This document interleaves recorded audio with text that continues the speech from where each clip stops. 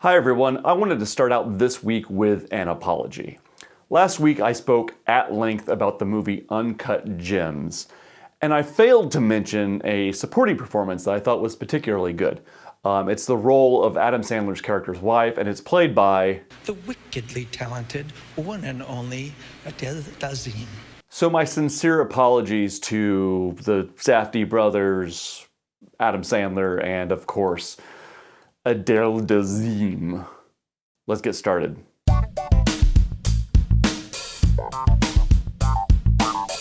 2018's Robin Hood is at least the fifth adaptation of this property I can think of off the top of my head. It's also another remake in which you're told in the opening moments that you don't know the real story. But yet, it's just the same story we've seen portrayed on screen at least 5 times before, with the exception being that the Crusades are portrayed as the Iraq War. It's shot like The Hurt Locker. It's really strange. And at the end, it sets up a sequel that's never going to happen. You can't... First off, this movie didn't make enough money for a sequel, and you can't do a sequel to Robin Hood. Come on. Or at least you can't do a good sequel. This movie is what Robin Hood would be like if Guy Ritchie directed it.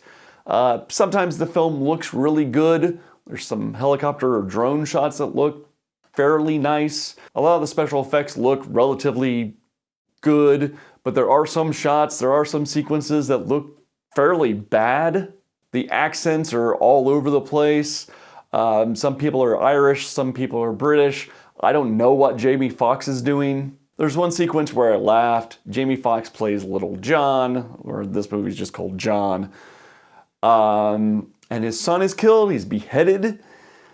And at the time, Jamie Foxx's character is bound in chains, but when he's released, he runs to his son's side. And you would think it'd be a cry of anguish, sadness, knowing that his son is dead, but he's more confused and wants to check on his well-being. He shakes him and says his name, which is hilarious because he's been beheaded. But this movie is uneven, uninteresting, and the worst of all, unnecessary. I'm not one to say that every reboot of a property has to justify its own existence, but you have to do something that changes the game a little bit. And this movie doesn't do that, although it says it does. Oh, another property that's been done many times before. 2019's Little Women is directed by Greta Gerwig, but the film justifies its own existence by bringing a fresh take to the material while also chalking it full of great performances. Greta Gerwig has only one other solo directing credit to her name, that being Lady Bird, but even in her young career, she shows the confidence and maturity of a much more seasoned director. She allows Little Women to breathe without feeling bogged down with silence. The movie still moves along while giving the room for her performers to perform. And this leads to great performances from Saoirse Ronan and Emma Watson. But the standout of the leads for me was Florence Pugh, who really kills this role. She's fierce and determined while still staying vulnerable. She has some of the best comedic lines in the film. She was nominated for an Oscar for her performance, and that is well deserved. The acting in this thing is great across the boards. Even the supporting performances are great, from Timothée Chalamet or Laura Dern. Meryl Streep is in this movie for less than 10 minutes and steals every scene she's in. This movie seems cultivated and molded from a performance standpoint. Greta Gerwig knew what she was working with here and allows the space for her actors to do their thing. There's a lot of joy on display in this movie. I felt joy, which is a weird feeling sometimes in film, that it's just a joyous experience. And Gerwig's script shows the ability to be a feminist piece without being overbearing about it, showing women as being complex and multifaceted. And I'm saying all this because I'm going to get into a review here in a few minutes where that won't be the case. It's a movie that has a strong thesis statement up top, but backs it up throughout its running time. I really loved this adaptation of this property. Even though it's been done a few times before, this felt fresh and new and original, and I'd love to see this movie again in the future. Saint Maud is a 2019 film directed by Rose Glass, was put out at the first of the pandemic, kind of got buried because there wasn't a lot of films coming out. It was little seen. It was put out by A24 Films. Now, if you know anything about A24, you know they put out one of two different types of movies. One side of the coin is prestige dramas, like Lady Bird was an A24 film. They also purchase and distribute stranger movies, anything from things that are a little experimental all the way to the strangest and weirdest, craziest stuff you've ever seen on screen. So if you've seen the trailer for Saint Maud, you know it's not the first option. It's definitely in the second option territory. It's not the craziest thing they've ever put out. Someone asked me if it was a horror movie because the trailers portrayed it as such. I would call it horrific, but it's not a horror movie in the vein of like Scream or Halloween.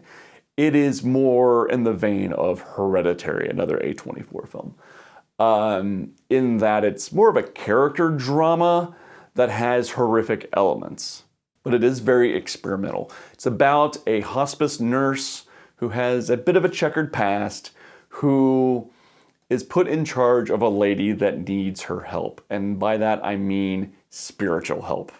At least Maud sees it as so.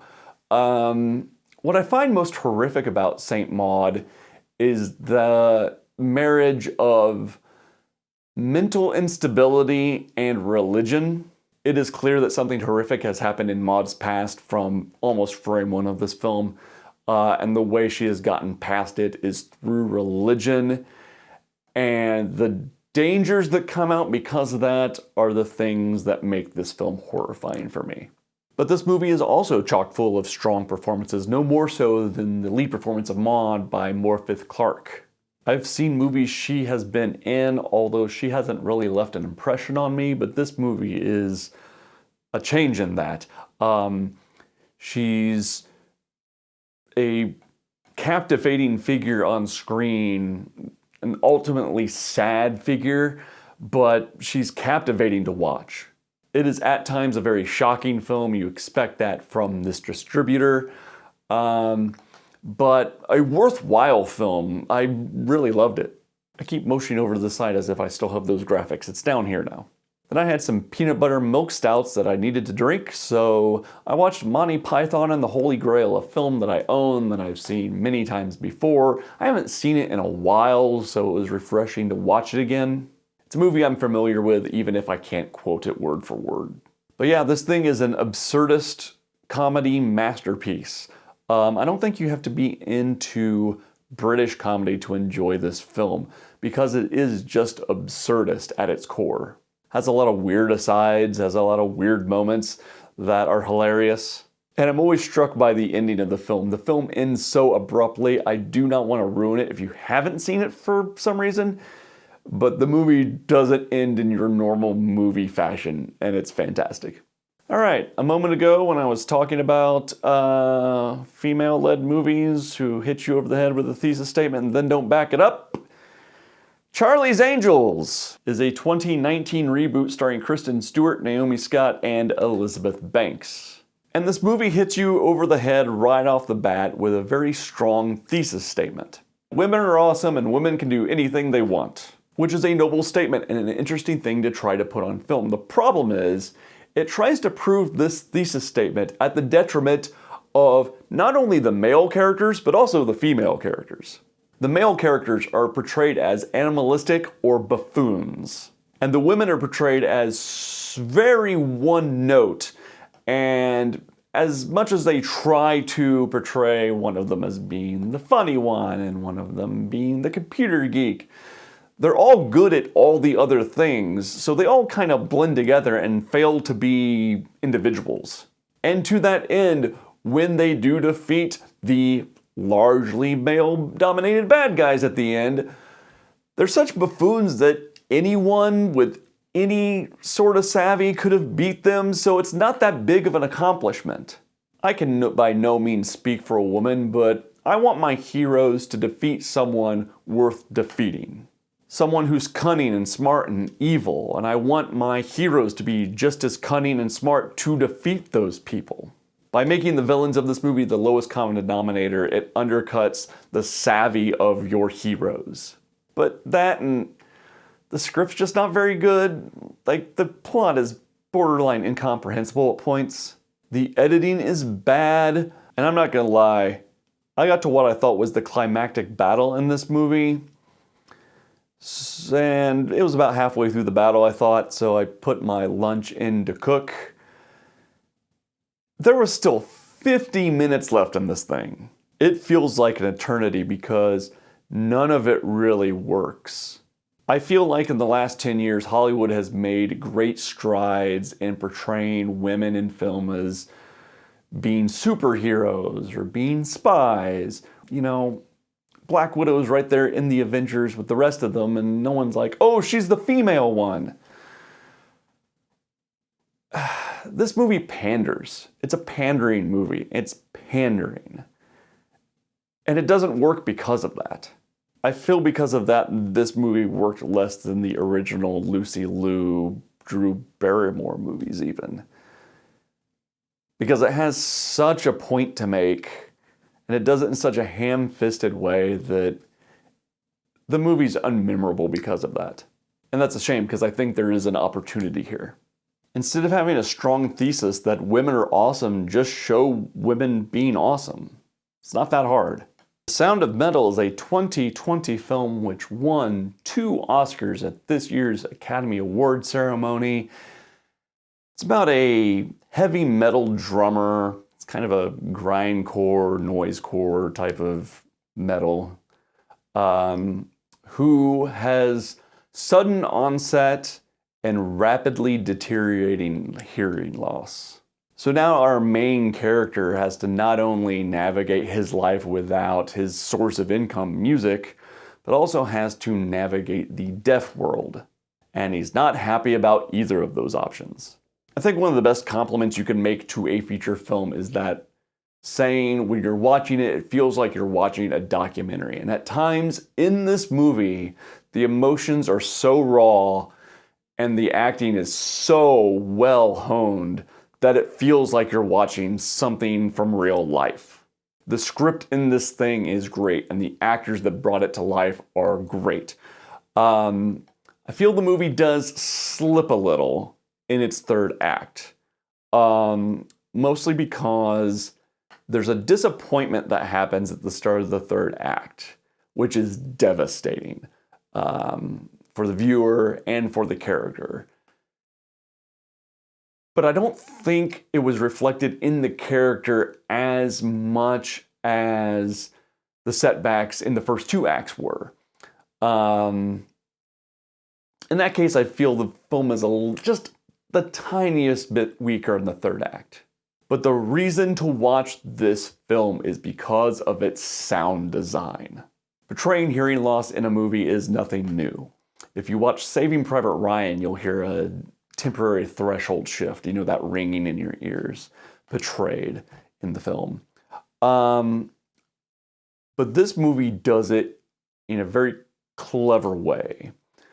His hearing loss is portrayed as everything comes out garbled. Everything feels underwater. Sounds are coming from, again, the 5-1 mix, different speakers that you would normally hear them from. It is confusing and it is disorienting. Conversations are incomprehensible or very frustrating for the viewer. You cannot portray what this guy is going through only through words, and it does it through sound brilliantly. But it also does little things that you might not notice, like over-cranking sound effects when you go to a scene where he's not there. Hearing birds chirping or the wind going through leaves are just over-cranked so you notice what he is missing. And the way that disappointment in the third act is portrayed through sound is genius. It's hard for the viewer to sit there and strain to hear things in a new way. It's heartbreaking. And all of that is portrayed through sound in this movie. And the way the sound matches up with the actions on screen and the words being said by the actors in this script all match up incredibly well together. It's a very effective film because of the way it's assembled. The film won a Best Sound Oscar and a Best Editing Oscar, and there you go. I can't give it 5 stars just because of that little mini waver at the first and the third act. But overall, a very worthwhile watching experience. And last but no way least, Hustlers is a 2019 film starring Jennifer Lopez and Constance Wu. And once again, a movie that stars almost all women about women being good at something, even if it is criminal. It's the story of a bunch of exotic dancers who were living the high life through the early 2000s in New York City. And since this is based on a true story, when the 2008 financial crash happens, all of their Wall Street clients kind of dried up. So they are left to come up with a scheme to make ends meet. A criminal scheme. This is probably Jennifer Lopez's best acting work ever in a film. Constance Wu is very good in her role. Julia Stiles is in this movie, and I forget how much I like seeing Julia Stiles on screen. She's refreshing to watch. But great supporting performances from Keke Palmer, Lily Reinhardt's in this thing, so is Lizzo. Great performances across the board in the film. And it's just about a group of women taking the power back for themselves, even if it's criminal. Movies like Charlie's Angels talk a big talk, but fall down on their face when it comes to proving their premise. Movies like Hustlers and Little Women just walk the walk. You can either say what you want to be or just be what you want to be. And this movie is a group of women being what they want to be without drawing attention to themselves. Highly entertaining film. I was entertained throughout its entire running time. It's not a movie that I'm probably going to rave about to other people, but I found it enjoyable. I was entertained. And that is it for this week. A lot of strong stuff this week. I think I've hit a pocket of great movies for the most part in my watch list. Aside from Charlie's Angels and Robin Hood. Everything else was worth watching this week. So what have you guys been watching? Anything cool? I'm open to suggestion. The watch list is kind of long, but I'll get to it eventually. Thanks for watching, you guys, and I will see you next week.